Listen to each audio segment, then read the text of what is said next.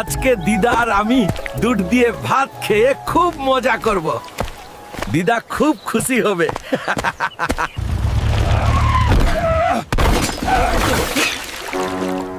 অবাধ্য হালকো, আমি তোকে দুধ আনতে বললাম, দুধের হাঁড়ি কোথায়?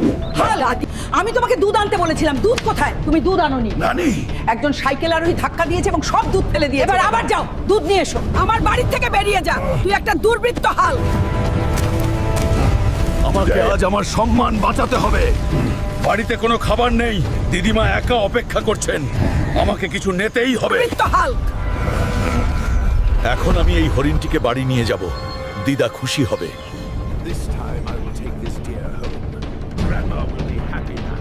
একটি বিশাল সোনালী হরিণ হাজির।